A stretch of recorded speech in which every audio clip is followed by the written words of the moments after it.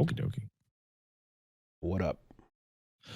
All right, so I have beaten every ending in Silent Hill F. I have wrung every single piece of information, content, gameplay, narrative that you can get out of Silent Hill F at a combined total of 40.5 hours. Have you let it digest? Yes, that was earlier last week. Okay. That game is absolutely incredible. It is easily the best game in like 20 years for that franchise. Mm-hmm. My current ranking is 2-1F3. 2-1F3. Wow, that's really good. Okay. Yeah, it's and then 4, and then everything they made after that. 2 remake and 2 are sitting in the same place. No, 2 remake is excellent, but it's also kind of 2 remake doesn't need to exist in a world that the second game would be readily available. Like if you could just get Silent Hill 2 Classic like on your PC normal style, 2 remake wouldn't need to exist at all. As it is, it's very good. It's absolutely great, but it feels like interesting. Kind of unnecessary. I didn't hear this negative turn on it. The last I heard was all positives when we were speaking about it. Oh, absolutely. Part of that was like shock that it was good, right? And that it was like well put together. Yeah, it was praises before. So yeah, but it also does still run like shit, and that will never be fixed. And it is a little too long, but that's not a big problem. F has that problem as well. But yeah, F absolutely fits excellently in good company. Right. It is a great Silent Hill game. And I guess it also gets extra points for being a new story as opposed to remake, reboot, report, etc. It is not near. So, okay. So, one of the big complaints about Silent Hill F is that it has nothing to do with Silent Hill. It takes place in Japan in the 1960s, which predates all the events of Silent Hill. That is from people that need the main character of every game to be the same and have the same weapons and be in the same location and don't know what themes are and don't know what motifs are, etc. Silent Hill F is like not nearly as much of a new story as it appears. It very, very, very, very solidly fits in with the type of narrative that 1, 2, and 3 are. Okay.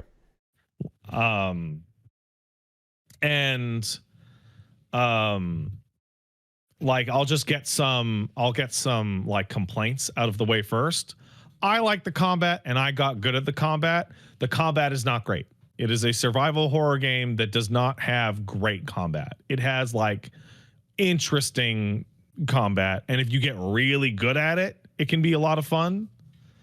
When I did my first session playing through the game, a lot of enemies have like an attack where they kind of VHS out, and if you hit heart attack, you'll counter them and you'll knock their ass over, and then they're basically done for. And I was going through it and I was like, I bet whether or not you like this combat is basically dependent on whether or not you can react to this every single time. So you and I can parry something convincingly and like consistently in like 16 frames. And like maybe I can get something consistently in like 10 frames if I start to really, really practice at it, right? The parry window here, it feels like it's 28 to 30 something frames. It's like half a second. Yeah, the Emmys ruined Metroid Dread for some people. Yeah, and it's slow enough that like the average person should be able to get them some of the time. Some people won't be able to get them any of the time, and some people like me can get them every single time. And I'm sure you would be able to get them every single time. And that like dramatically changes the scope of the game's combat focus. It has 3 combat levels. One is story, one is hard, and one is lost in the fog. I am absolutely convinced that everyone who complained about this game's combat, like every single person that complained about it, should have been playing it on story, where the game takes it a lot easier on you, but didn't want to play the baby ass story difficulty for children. Mm-hmm. So they put it on hard, which is hard. Like it's pretty hard. So combat sucks is a very load-bearing term. Yes. Is it that? And I've also heard about how really strong your protagonist is, and how she shadow steps and counters and all that shit. So Yeah. I'm kind of thinking then that it's the problem with it is that it's tedious. It is tedious. There are not enough enemy types. There are 2 standard enemies that are fairly similar. There is a medium enemy, there is a utility enemy, and there is a large annoying like spawner, and like a big brute, and like that's it. That's it. Like it's like 5 or 6 total for like the whole game outside of bosses. You end up getting really, really, really, really good at fighting them if you're good at the countering, because their tails are always going to be the same. Right. And you perfect dodging them generates your stamina. So if you're perfect dodging them, then basically you learn to just tear them the fuck apart. And that goes right into the game's structure. So first time through, you will always get ending. Let's call it ending 1, right? Ending 1 is mandatory. You cannot avoid it. It is the definitive ending to your first playthrough. Upon playing it a second time, you have unlocked the ability to do a couple things this or there, which will get you ending 2 or 3 or UFO. And then upon completing 2 or 3 and going into New Game Plus, you have the ability to do extra conditions to unlock ending 4, which is the final ending, or you would call it the true ending. The reason why you have to do these in this order is because they follow from each other naturally. Story elements that are present in 1 are required to understand story elements that are present in 2 and 3, and story elements that are present in 2 and 3 are required to understand what's going on in ending 4. Like It is absolutely a definitive, clean line of understanding. What ends up happening is that you hit the 70% mark of the game, and there is a large encounter that takes place inside Hinako's house. Hinako's, there's like the fields and the school, and then your house. The house and everything after that changes depending what route you are on. Cutscenes, puzzles, etc., and then they all lead up to their own finale confrontation in a genuine way. The big finale, ending 4, changes that section of the game by far the most, but is also trading on the expectation of knowledge of everything that you could have possibly gotten, including notes and dialogue that you can only get in multiple playthroughs. Like you'll get like Rinko's diary, and then in New Game Plus you'll get Rinko's diary pages 3, 4, 5, 6, and then in New Game Plus you get Rinko's diary pages 7, 8, 9, 10. Okay. And it's just the full documentation is only available after multiple playthroughs. A lot of people are saying like a visual novel. I don't think you or I would be able to speak. Oh yes, confidently. very much like a visual novel, because it's written by Ryu Kishi 07, who's the guy who did Higurashi and Umineko. Great. Both games that require multiple playthroughs. So this is familiar to you if you play visual novels. Yeah. It is definitely his thing. It's like the closest thing that I could compare it to that somebody might understand and know would be like 999. Yeah. Well, I was bringing up Uchikoshi every time as a frame of reference, because that's what whenever a game is like you beat it multiple times to canonically push the story further, I go straight to Uchikoshi stuff. It's not quite the format, because the 999 stuff and the Uchikoshi thing has like much wilder tangents. But on your New Game Plus runs, you get the ability to get... So there's one of the things that is not very talked about in the gameplay is that you can get charms that are like accessories for Hinako.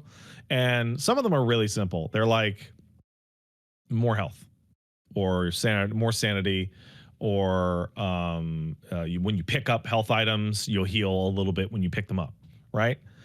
These little modifiers, right? as you start going through New Game Plus runs and start getting more and more and more and more and more of them, you start to change the way the game functions on like a basic level. So you start getting ones like when you do counter hits, you heal. When or counters are automatically performed by Hinako when she sees the counter flash. But it takes sanity, which like dramatically changes the way the game works. Yeah. Or any weapon, the one that carried me through multiple runs was any weapon you have equipped will heal other weapons when it kills an enemy. So I combined that with like weapons at maximum durability do twice as much damage, and I just swapped through weapon every time that so the gameplay starts to change and become streamlined and become way more actiony. Yeah, well, that last one you're describing, if you're just managing your sanity, you're neutralizing all threats, basically. Yeah, basically. Okay. And the charm like loadout that I had at the end of the game and ending 4 turned Hinako into a freak, turned them into a Dark Souls character. A level of complexity. And the thing that it's like there are a lot of people that were commenting on it. There are a lot of people that I've spoken to online, and I went and read a bunch of reviews, including Gene's. Gene went way above and beyond and did absolutely everything, and then like was in a bunch of my streams and watching my LP. And he had a therapist also beat the game multiple times to talk about for his review. You should definitely check it out. And the general gist of what I am seeing in terms of engaging with this game is that people who are not in love with the combat beat the game the first time and they go, I really don't want to play it 4 more times, and look up the ending sequences on YouTube and go, oh, cool. And that is a extremely large simplification of what that game is going for, because every cutscene from like the 70% mark changes. Item placements, enemy placements, and like puzzle solutions change to thematically fit the ending you're going for. I also went and took a look at ending compilation stuff on YouTube and discovered that like almost all of them are just the final boss and final cutscene. Like they don't actually include any of the. So like you are missing out on the guts. And I'm taking it that like the changes in subtlety and tone are very important for the themes being discussed. So let's take the very first scene in the game where you hang out with your friends in front of a candy store. Hinako hangs out with 3 of her friends, and then the Silent Hill shit starts, right? On New Game, I'm like, oh, great. Oh, I wonder what's going on. On New Game Plus, I'm like, I think I know what's going on. On New Game Plus, I definitely know what's going on, but I also understand how what I didn't see and didn't realize what was going on last time is affecting other parts of the game that I didn't put together, and so on and so forth, because even scenes that are like, some scenes change on different runs, like certain dialogues will be different, or certain camera angles will be different, or some events will just play out completely differently. But actually just seeing it again with knowledge that you got from before recontextualizes it multiple times over. Okay. And there is the stopping point that is like the reason why people are like, I'm not crazy about the combat, I would like to stop here.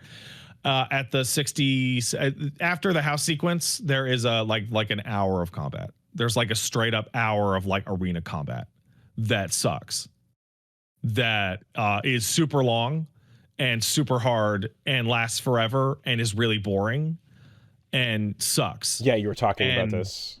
Yeah, that thing filters you right the fuck out. And it seems to be a deliberate choice because of that vibe. So the first time I was like, man, this sucks. This is really hard. And then the second and third times was like, I really don't want to fucking do this. This is so boring. I know how to do this.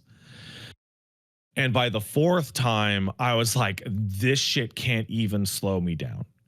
Like, I am flying through these fucks. No problem. I've got it down to like 15 minutes from an hour. And that is how you are supposed to feel because that is how Hinako is starting to feel in each particular run. Like it is very thematically appropriate. Is there any other Silent Hill game that does anything like this? No. Like, I would say that a full playthrough of Silent Hill F is 40 hours. That's fucking huge compared to the others, because Silent Hill 1 or 2 or 3, it's like you get to the end and you're like, oh, what did your actions shape and what ending did you get? And then you go on your way. Okay. So I have a question that is a swerve, I suppose. I don't know if you had other points that were like... Yeah, go for it. So, ultimately, like, Silent Hill is one... Before I played them, Silent Hill was the series I remember being the most linked to the discussion about you're not supposed to really be good at fighting. That's not what these games are about. It's about the narrative, the story. It's about the character and how he feels and the horror of it. And it's about you being overwhelmed by the threats and not necessarily being able to fight them off. Whereas in other video games, you could. Yeah, they said that in the interviews leading up to Silent Hill 1, and then Silent Hill 1 came out, and they gave you the fucking pickaxe and the shotgun, and you're like blowing these motherfuckers away. But also, it turns out that hey, guess what? You're a gamer in a video game, and you have things that are able to fight enemies, so you're going to use them and figure out what the limitations are and exploit those, right? That's no matter what it is, no matter how bad your controls are, you're going to find a way to defensively fight back, unless it completely takes away your defensive options, right? It says run only. Or Shattered Memories, right? Where it's like, no, the mechanic here is hide in a locker, right? Yeah.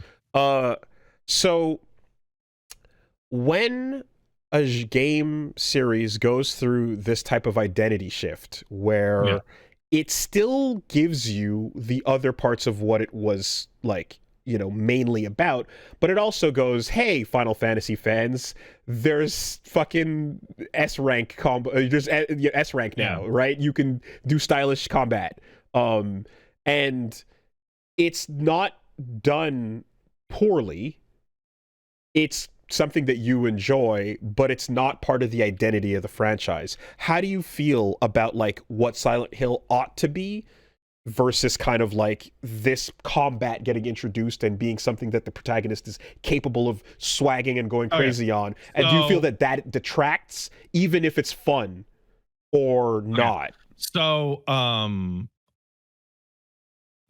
think every discussion that we need to have about survival horror combat over the ages has to also be approached with the knowledge that the people making those first couple of games were almost never good at making good combat, and that I'm putting it in, I'm making the character play bad on purpose was insane cope, and we know that's insane cope because when RE4 came out, they're like, hey, no, we figured out how to make the greatest action game of all time, so fuck it. I mean, that's what I thought. That's what I was. Tank controls were introduced to me as, no, it's supposed to be hard to avoid a zombie. No, tank controls being weird is an excuse so that you can have the highest quality graphics that you've ever seen in your entire life on a PlayStation 1, and we're willing to build the entire game around those control limitations because we want the backgrounds to look really, really, really fucking nice. Yeah, I mean, you go play Alone in the Dark and fucking that other game with the boy and girl in Paris were like that. Although FF7 had you running around on pre-rendered backgrounds without tank controls, right? So, well, in FF7 you don't have like what I would describe as violent camera shifts. Like if you had 2D controls, like you have this happen in like the games that support them now, it's like the fucking character's position will like invert. Oh yeah. And like sometimes they had to work a long time to figure out like how much magnetization on your fucking controls do you need to not die instantly when this happens. Devil May Cry 4 walking down a hallway and then Nero 180s as the camera cuts to run back the other way because you're holding one direction. A difficult thing. So for F, so Silent Hill F, the F stands for women. I think I've said this every time it has come up. Yes. It is F for women. It's also F for Fox. It's F for 5. It's F for a lot of it's Forte. It's a lot. It's F for a lot of stuff, actually. But Hinako starting off as like a capable young woman and turning into an absolute freak beast monster demolisher is absolutely part of the game's thematic approach. Okay. Her personal empowerment and your personal empowerment as the player is absolutely vital, because when it builds up to the final encounter, it says you are empowered, you can do this, and then you totally can, and you fucking crush it with the piped beast Hinako you have built. Okay. So in this context, the game wants you to be a beast in combat and destroy your trauma, and it gives you the tools to do so, and therefore it's appropriate because it's narratively appropriate. Hinako is so strong, is something I said the very first time I fought an enemy, and every time I got to the end of the game, I said it again, and I said it for like more intense and more varied reasons. Hinako is so strong. And I say that about the combat, but then that also reflects inside the. Basically, this game is like Ludo narrative harmony to the nth degree. Like Silk Song actually also has really good Ludo narrative harmony when you get to the fucking bench in the fucking Citadel, and it's like, you gotta pay to sit here, peasant. Yeah. That's great. That's great. Yeah, I love that. Like F's repeated journey through the same shit and getting more and more frustrated with it until it doesn't bother you anymore is supposed to represent a lot of Hinako's internal life and internal struggle. I was explaining this to Paige, who has not seen the game at all, and she's like, yeah, that sounds about right. I'm like, what do you mean? And she's like, for women. Right. Okay. And so to that end, you're down with a game and its identity, or like its relationship with combat, changing as that becomes plot appropriate. Absolutely. I think the number one responsibility of any series is to be good, and that the trappings of that series are like nice, but they're not like vitally important. Like I was so wrong about Resident Evil 4. Like I think this predates me being on the internet. Yeah, it does, because it would be 2004, right? I was like Resident Evil 4's biggest hater in the universe. I was like, they took my favorite franchise and they fucking ruined it, and they made it this deep horror experience, and they fucking shitted it up into a fucking game for normies. Oh, shoot the guy. And then I played it, and I'm like, I've never been more wrong about how something was going to turn out. Holy shit. RE4 is incredible. I replayed it before the remake and was like, yeah, still the best. Crazy. Now, does this feel different when, for no given reason, a character is just incredible at combat, but it doesn't fit in necessarily, right? Yeah, I think James is way too good at combat in Silent Hill 2 Remake. Okay. That being said, I got to the end of that game. You ever do an LP and you realize that like your personal experience with a game is like so far outside the norm that it makes you like a weirdo? But I was gonna get a little close to this with FF16, because when I brought it up just now, I saw a number of right off the bat people going, "What a piece! Combat sucked. Hated that. It was bad, etc." And I'm like, the funny part is, I'm remembering that combat fondly, in the sense that the fact that it was character actiony at all made me care more about this Final Fantasy game than the average one, where I don't get to do parries, launchers, air combos, etc., and so on. Even in the fact that it's like it's not perfect combat, and you kind of delete every enemy once you learn how to do the cycle, the rotation, But some of those DLC, the Iconoclasm fight, and some of that DLC stuff at its peak, I was kind of like, yeah, I'm thinking more about this game when I'm playing it and wanting to come back to it than I am other games that don't ask me for the things from the genre that I enjoy personally. But I know that's super woolly coded.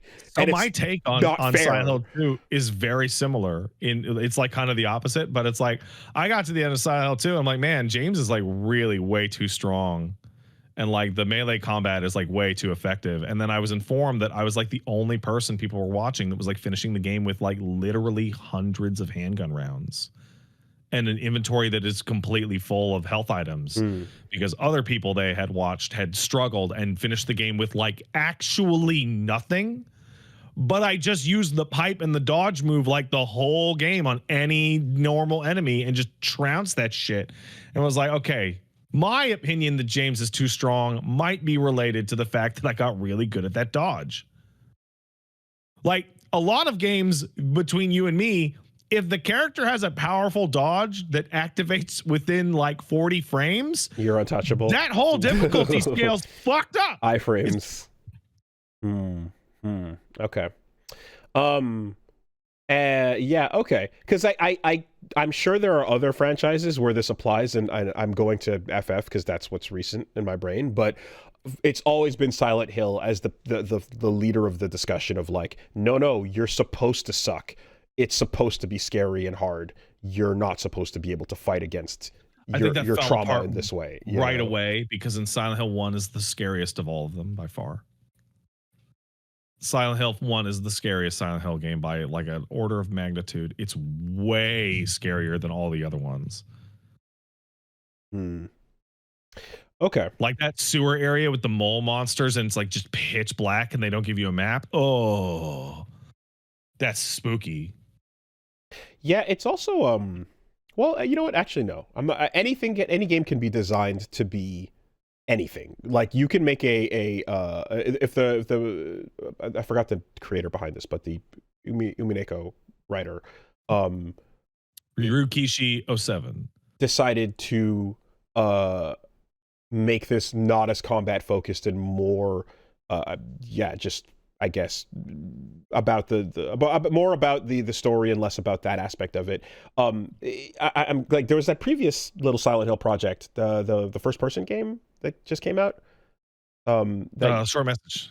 Has no combat at all. It has no combat at all, right? Yeah, okay. So that I was going to say, you just had an example recently of a game that's like, oh, this is also what Silent Hill's identity is supposed to be, quote unquote, which is like, it's all that, and the combat is not game's part not of it. Very good By comparison, right? Yeah. Okay. So I wouldn't be surprised if this franchise then from here on out just like is like, no, there will be elaborate combat, but it'll be part of what's going on. Maybe this seems like the type of so the game is like kind of laser focused on what it wants to get to at the end of the day, and everything kind of like builds towards that in a really, really impressive way. This game was originally supposed to take place in the United States. Oh, which is completely insane with how aggressively Japanese it is. Yeah, but the whole setting appeal is that like it's going to a different place. And Konami was like, we would like you to place it not in the US. Yeah. And so they went, okay, we'll do it in Japan. I'm like, oh, okay, fucking okay. So I'm very much looking forward to Neobards and Ryukishi 07 doing this. Okay, every other Silent Hill game was in America. Like, why would you do that? Like, the setting is an interesting change for the franchise. Okay, well, anyway, yeah. Sure. I would, if Expedition 33 had not come out this year, this would like be the easiest game of the year. Like thing in almost any year. It is. Hold on, and this is post Silk Song as well. Oh yeah, no, Silk Song's not game of the year. Oh, okay. Silk Song's absolutely fantastic. Silk Song also has like massive flaws, like huge flaws. Okay. And Hollow Knight wasn't the game of the year it came out either, but I fucking love it. Silk's what do you call it? Delta. And Expedition has this. Deltarune discussion and Death Stranding discussion has moved on. Oh, I didn't think Death Stranding was going to be game of the year by the time I was like a third of the way through it. Okay. Interesting. I'm like, I still want to go and get my hands on all of that, but I'm definitely feeling like Expedition for me is my favorite experience I've had this year so far, and that continues to be the case. Yeah, especially given the unexpected nature of it, out of nowhere, and how cool and similar but different how it did things. I'm gonna give that a lot of praise over stuff that is similar to experiences I've had before, I think. But wow, F right there in second place. Cool. It's absolutely fantastic. I think that game is incredible, and this is not like, I don't usually say this. This is not you. Like, I'm usually willing to talk to people about a lot of games for under a lot of context. I don't want to hear an opinion from somebody who did not actually get to that game's last ending themselves. Don't talk to me. Like, I legitimately, like, I went and checked tons of the reviews. Most of the people talking about this, etc., have not actually beaten the game at all. Okay. They should shut up. So what you're going to need to do, folks... They don't know what they're talking about. You need to take a screenshot of the achievement you got for completing the final real ending, and then post your opinion. And if it says that you're one of the 33% or so that got there, whatever the percentage is, because it's always depressingly low. It's always real low. Every time you look down the Chivo percentage on a game, and it's like, how many people got to the 50% mark? Like 25? Okay, cool. Oh, it's for this game, it's real low. Let me see. I actually have the game open right now. Okay, if you are the 7.1% of people who have actually beaten the game. Oh my god. Yeah, okay. We can talk. 7%. Yeah, all right. Yeah. Fair enough. And I mean, to be fair, like, you're selling a product to everybody. Like, you're not going to expect everyone to fucking just reasonably. There's a whole lot of people that are like, I'm playing a video game, I'm done. That's good, you know. Oh, that's fine. But I don't want to hear critique like on a game that they didn't actually play. And then there comes the whole thing of like, well, how can I have to eat my whole meal before saying it's bad? I'm like, no, of course not. But I don't feel like talking to you about it if I love the meal, if you didn't even try the fries or etc. Blah blah blah blah blah blah blah. Yeah, no, I think like I'll put it to you in the clearest possible terms. How seriously are you going to take the opinion of somebody who says to you, yeah, so I started playing as 9S and I was like, fuck that. And then I it was good enough for me there. Ending A only, and then you gotta, how much do you actually want to talk to them about Nier Automata? We have not played the same, we've not had the same experience. Okay. That game's incredible. More than anything, I'm just like, because you were talking about the stuff about 2 remake that was really good last time, but this is a really high praise to throw it up there in top 3 alongside the classics, with, like, you know, new Konami kind of going and getting outside talent to try something. It's so much better than I thought it was going to be. Like, right. I was like, well, maybe it'll be good. It's incredible. It's incredible. It's super good. How would you feel if they then announced Silent Hill F2 instead of, like, a completely different thing? So I don't know if you saw, but like the Townfall teaser, it has the same F in it. Oh, the Forte, yeah. Yeah, the logo for Townfall has the same F. It has the Forte for Townfall. I would say that I played through Silent Hill F2 and 3 and 4 and 5. But you know how shitty sequel-brained fucking companies think. I think if that was going to be the reality, then they wouldn't have had all their games be unnumbered and have subtitles. Right? They would have done Silent Hill 5, 6. They have not done numbers since 4.